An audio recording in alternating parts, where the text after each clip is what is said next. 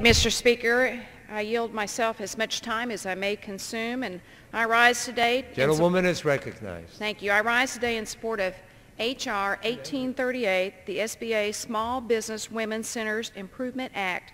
This important legislation rearranges the distribution of funding to women's business centers to offer temporary assistance for new businesses and startups for women business centers rather than empower and make permanent dependency on federal government with our current system. And I want to just say thank you to Madam Chairman Velasquez for all of her help on this piece of legislation. It's been a great pleasure to work with her. Mr. Speaker, small businesses create 7 out of 10 new jobs in the United States, and they are the economic engine of our economy. Further, women-owned businesses contribute nearly $3 trillion to our national economy and create or maintain 23 million jobs and employ or generate 16% of the jobs in our nation's economy. Women business centers are an important part of the grant programs that are funded by the Small Business Administration. Today, women business centers across the country are providing women entrepreneurs with much-needed education, with training, with technical assistance, and access to capital in startup and operating their small businesses. Women business centers serve over 100,000 women and tens of thousands of businesses each year. In the mid-1990s, the federal government began awarding grants to women business centers that were operating as nonprofit organizations in conjunction with institutions of higher learning.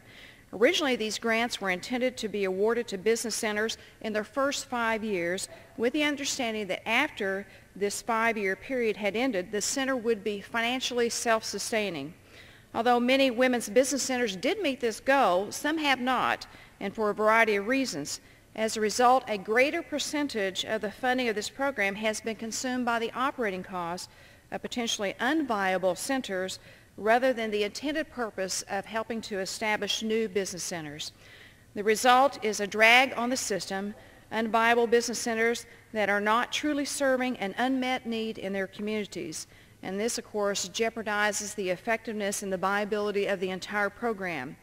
The SBA Women's Business Programs Act of 2009 will restore the original purpose held by the federal government when this program was created. By offering a 3-tiered system of funding and lower caps on spending for older business centers, we can ensure a balanced approach, and a balanced percentage of funding is used to support both new and existing business centers.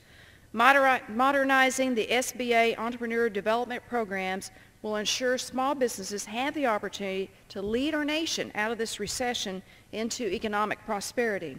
The SBA Women's Business Center Improvement Act is a huge step in the right direction and provides a much-needed helping hand to help our nation's small businesses and our women's small business centers. And Mr. Speaker, I'd like to reserve the balance of my time. Gentlewoman reserves. Gentlewoman from New York. Mr. Speaker, I would like to inquire if the gentlelady has further